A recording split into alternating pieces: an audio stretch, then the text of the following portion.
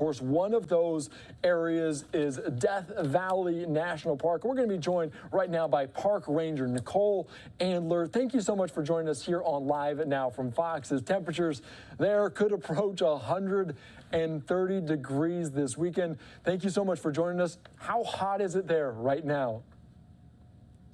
I just took a look at our weather, and it's 116 degrees already, and we have a predicted high of 129, which is just shy of tying a record. That is so wild to hear. And obviously, this is kind of a rare moment, potentially approaching 130 degrees, but maybe not too rare. Can you describe maybe just a little bit of the weather pattern and how much Death Valley deals with heat waves, maybe year in and year out?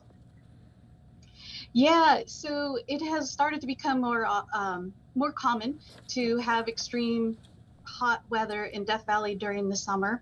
And of the 6 times that the planet has had a day where it's been 130 degrees or more, there's a top 5 record. And Death Valley has 5 of those 6 records, including the hottest day on Earth, which was 134 degrees Fahrenheit, 56.7 degrees Celsius, back on July 10th of 1913.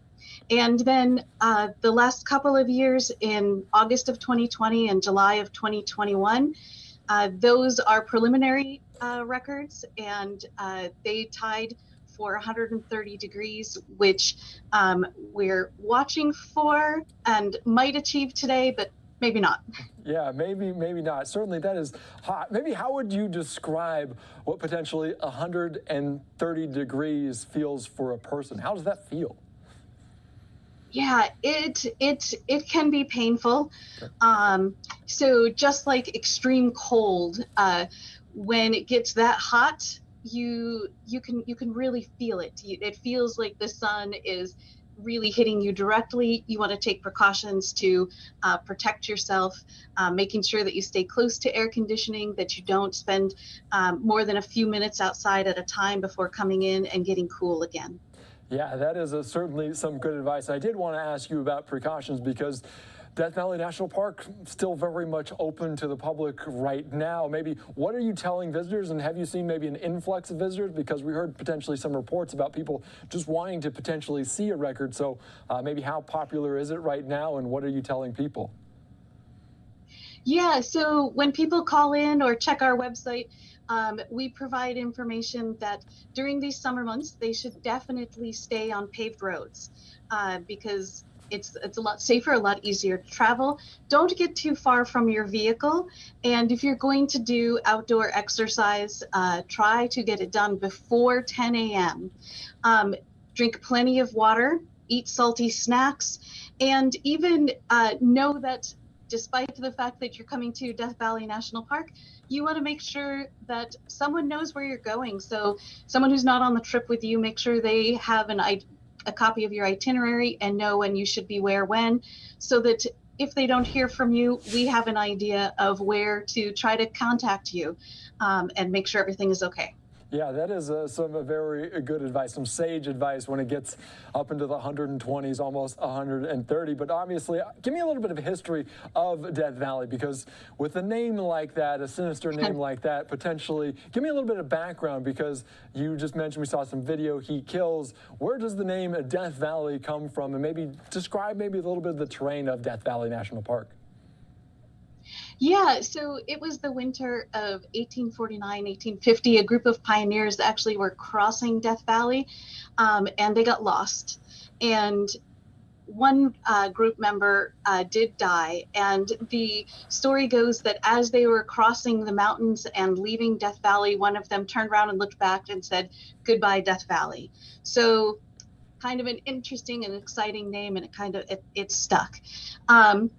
But the area is known by many names and does have other fun places like Badwater, Devil's Golf Course. So, Badwater doesn't actually have bad water. It's just very salty water. And the Devil's Golf Course, when it gets this warm, you can go out there staying close to your vehicle. And you can actually sometimes hear the salt crystals popping as they expand with the heat. That is certainly wild to hear. And you, in the Twitter bio for Death Valley National Park, it calls hottest, driest, and lowest because it is below sea level. Maybe what kind of element does that bring to the table when it's so low? Well, that elevation, that low elevation, is part of why Death Valley is so hot. So during these summer days, as the air gets warmer, hot air rises. But when you're starting at below sea level and that hot air rises, it gets trapped between the mountain ranges and then ends up recirculating back down below. So it's kind of hot air compounding hot air, and we get these extreme temperatures. That is certainly some interesting science there, because as we continue to look at this weather map, like you said 116 already before we even jumped on here at noon, and it's getting kind of wild there. But certainly there is nothing in Death Valley National Park. There's plants, there's animals. Can you give me a background of maybe what actually survives in Death Valley? Yeah, so there is wildlife that does very well here in Death Valley.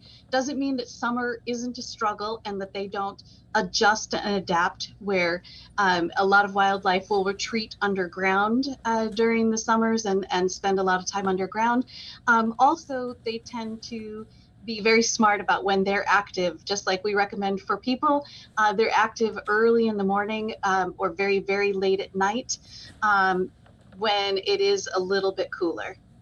And Yep. as far as the plants go, they are adapted, whether it's big root systems to catch any little bit of water that does happen to come down, or very deep root systems to come into contact with groundwater. Yeah, they certainly are used to the elements there in Death Valley. Maybe as a person, you working at Death Valley National Park, do you get used to the heat? Is this maybe something that you're accustomed to? 120 may be a little bit different, but are you getting used to the heat? Is that a thing?